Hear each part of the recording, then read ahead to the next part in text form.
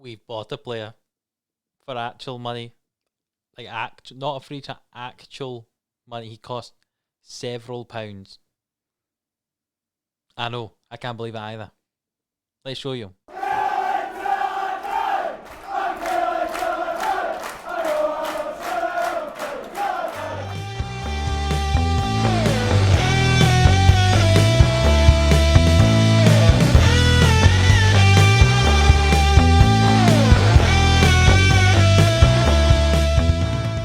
So yes, hello, welcome back to the Killie Boys here on 11am Sports, and here is the man who we actually spent money on. His name's Jens Kastrup.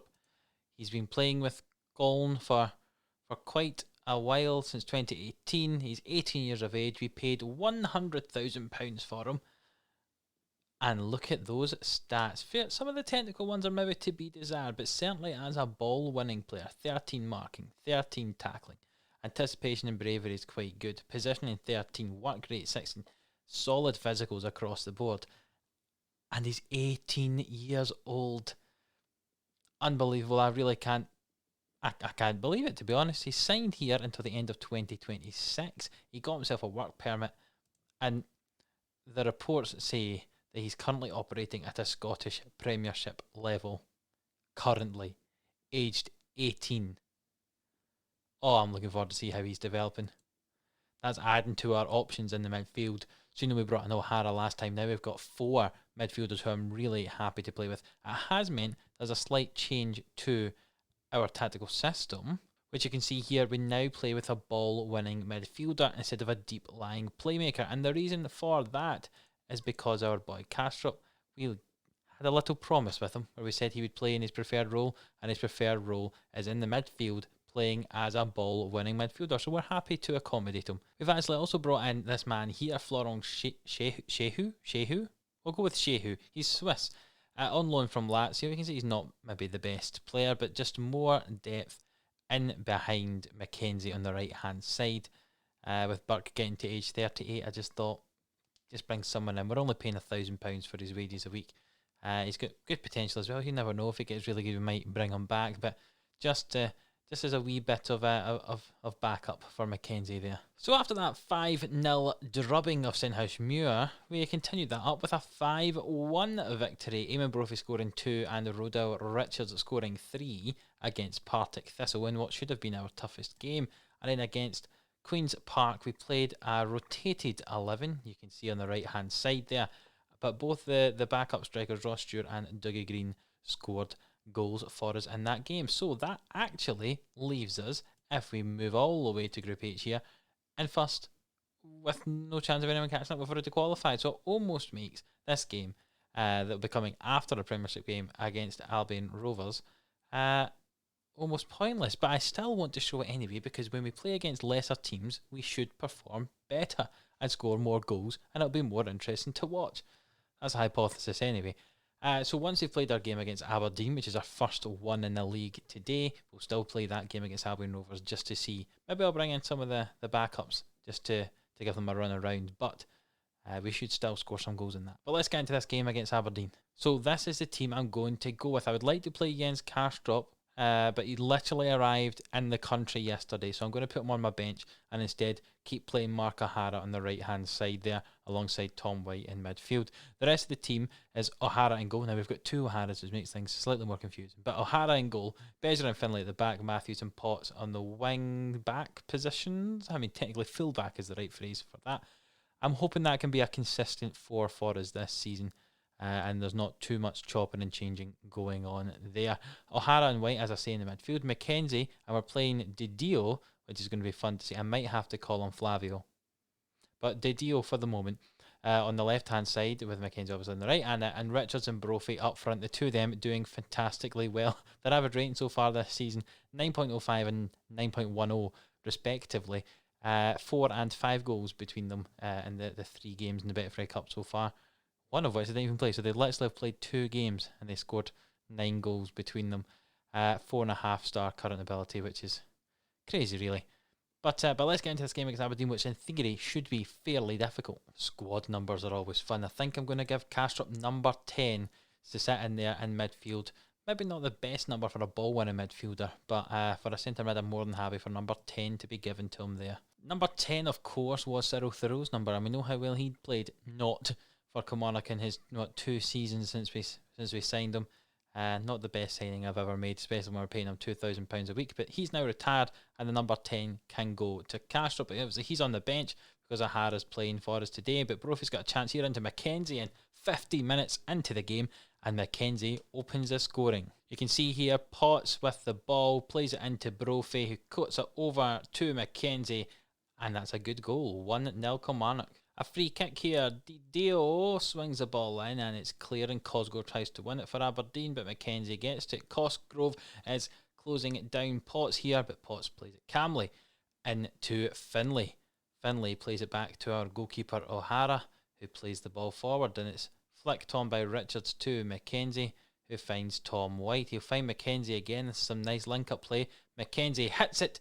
Nearly a second goal for him, but not quite. That's us at half-time. I'm going to say things are going well, but we know you're capable of better. Looking at the tactics here, Tom White is injured. He says he feels he can shake it off, so we'll give him 10 minutes to do that in the second half and see if he can. If he can't, then off he'll come, and maybe Castro will get his debut. But it's a throw in here for Aberdeen. McLennan gets it, crosses it over, it's cleared by O'Hara. It comes back out eventually to our midfield. The deal here, and it's cleared by Aberdeen. It's kind of bouncing about the ball here. Can Mackenzie get it? No, he can't. Instead, Matty Kennedy runs forward with the ball for Aberdeen. Plays it into McLennan, and it's a good save from our new goalkeeper O'Hara in his debut for his league debut for us, I should say. Finlay plays the ball forward. Brophy onto Richards, and it's off the post, and Richards taps in the rebound into the open goal, and it's 2-0, and it's looking good for us here against Aberdeen. You can see Finlay plays the ball forward. Brophy flicks it on, and Richards hits it off the post, and then coolly taps that into the bottom corner on the rebound. 2-0. And we're going to make just a couple of changes here. Mark O'Hara is going to come off, and Jens Kastrup will make his debut for Kilmarnock. And Flavio Di Dio, who's actually played quite well, will come off. Though his rating says he hasn't played too well, but he'll come off, and Caelan Hines will come on for him. And there are some fresh legs in the midfield for the last 25 minutes. And after those changes, nothing has happened at all. Time is just ticking down here. I don't want to make any more changes.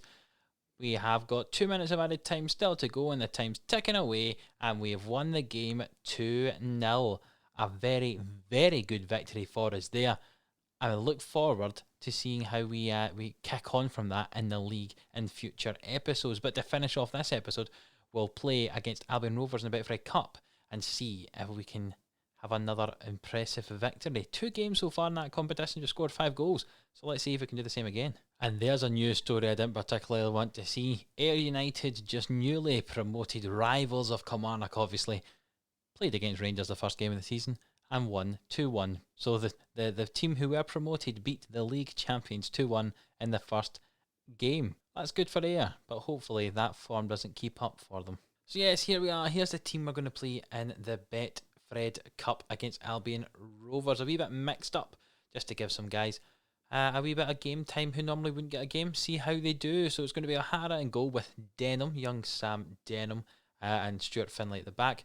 Ziggy Gordon on the right, and Potts is still going to play on the left just to give him some more games. He hasn't been playing quite as good as some of the other defenders. The midfield is going to be Kastrup and Tishabola, so Kastrup gets his first competitive start for us.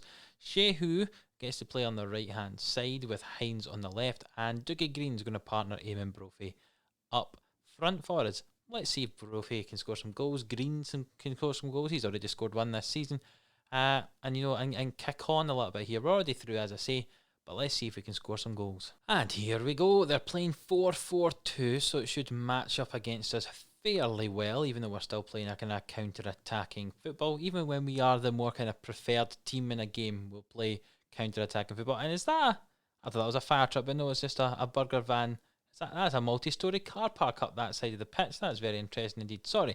Let's look at the game. We've got Gordon on the right hand side, plays it into Brophy, and it's nearly a goal. I can't believe the whole side of this pitch is a multi-storey car park. Green swings the ball in, it's headed clear. Look, there's a multi-storey car park. There's There's a van just in the corner there. Right, see, right on the halfway line, there's a van there. Goodness me. Anyway, Tishbola with the ball. He finds Kastrup, back to Tishbola. Dougie Green into Tishbola, and it's a goal. 12 minutes into the game. Those looking for a multi-story car park will be enjoying that goal. Tishbola gets the ball, plays it 1-2 with Kastrup. Green collects it and plays it back to Tishbola, and he finishes.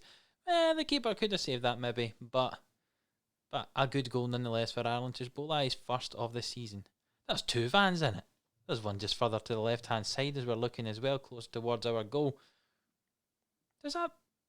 If you go and drive into that multi-story car park, do you get in for free? Like, do you get to watch the game for free? I know there's stuff happening on the pitch, but if you go into the multi-story car park and just sit in your car, you'll be able to watch the game for free.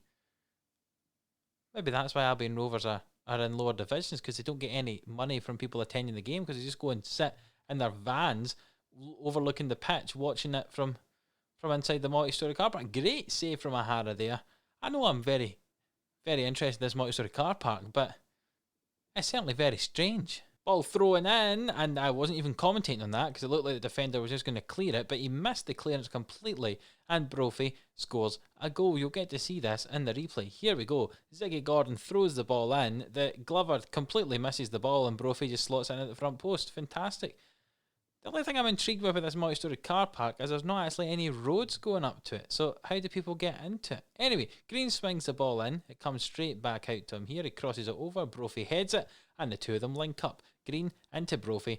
3-0 Kilmarnock. And Green swings the ball in. As you say, it comes straight back out to him. Glover, who's the one that missed the header the last time. Green swings it back in, and Brophy scores. I think I'm going to talk less about the multi-story car park and concentrate on the game, because clearly the boys are playing quite well. And we're at half time and we're up 3-0. Our expected goals is only 0.78, believe it or not. I'll just say I'm very happy the way things are going, lads. Keep it up. Throw in from Potts here, finds Hines, and Potts plays the ball forward. Is Brophy going to get on the end of that? No, he's not. Oh, there's another car park. What's this building meant to? Is that the clubhouse? I'm not sure, but there's another car park behind this goal and a multi-story car park. Are we just playing in a car park that has grass on it? Henderson crosses it in, and it's a good goal for Albion Rovers. McLaren with a goal, he's first of the season. Henderson down the left-hand side, crosses the ball over, and McLaren's there to score a goal. I wonder what their stadium's called. Can I find that out here? The Reigart Stadium. Maybe it should be nicknamed the Car Park, because that's all it seems to be. As time ticks away here, oh, there's another highlight. Jemison plays it into the box and Finlay clears it. And here comes a Brophy with the ball down the left-hand side. He's got Dougie Green in the middle if he needs to use him. He doesn't. Instead, he shoots himself. He scores a goal, and that's Eamon Brophy's hat-trick. And that is enough Eamon Brophy for me today. We're going to bring on Ross Stewart, move Stewart over to the pressing forward, put Dougie Green as the advanced forward. And Shehu has not played very well at all, so instead we'll bring Rory McKenzie on to play on the right-hand side there. A replay of the goal here for Brophy. You see, just a turn of pace. He's just faster than these players here. He could have slotted the ball over, but he hits it himself, and it's a great finish. That second half's just kind of ticking away, and not really much is happening at the moment to finish this game. There's 5 minutes to go, though, with this highlight. Potts gets the ball back from Green, and Potts plays it over to Aaron Tishbola. Will he go for his second? No, he won't. Henderson clears it, but Denham collects it. McKenzie gets the ball from the through ball, and he shoots across goal and scores a goal for himself. And that's a lovely, lovely finish there from McKenzie. Nice play here from Sam Denham. We're getting used to this kind of long ball over the top. The defender misses the header again, but McKenzie finishes well, and he scored a goal in the last game, didn't he? That's 2-2 for him. And just as I said, the game was getting quiet. We've having highlight after highlight here in the last few minutes of the game.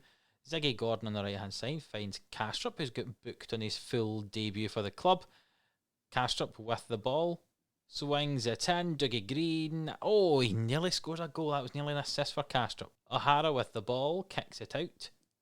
We're nearly into added time here. Ash with the ball, plays it forward. Finlay intercepts-ish, not quite, and Denham doesn't track McLaren, and he scored 2 goals now. See Ash with the ball forward.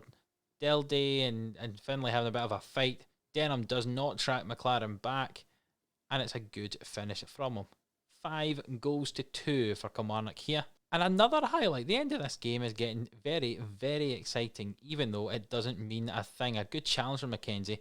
Gordon has the ball now. Stewart into Green, back to Stewart, and there's 6. I was about to say it was poetic because I said let's see if we can score 5 goals, and we had scored 5 goals, but we've ruined it by scoring 6. Never did I think I was going to complain about scoring 6 goals, but here we are. Stewart gets the ball back from Green there and across the goalkeeper, and just shows the difference in quality that we have in this squad compared to the lower leagues where Albion Rovers currently sit. And the time ticks away, several minutes more than the expected added time, and that's us 1-6-2. Let's do the draw for the next round and see who we get. So the Betfred Cup second round draw happened and didn't give me an option to look in the draw screen, and instead we just got drawn against St Johnstone, which is a tie which I'm fairly happy with. We could very easily win that. St Johnstone obviously finishing 11th in last year's Premiership. So the transfer window finishes at the end of August. So what we'll do is we'll come back after the Betfred Cup game. It's not going to be a hugely interesting one, I don't think. And we'll play against Celtic and Motherwell in what should be 2 very competitive games against last year's 2nd place and last year's 3rd place. And then just at the end of that, if we do make any more signings toward the end of the window, we will be able to show you them there. So yeah, that is the next episode against Celtic and Motherwell.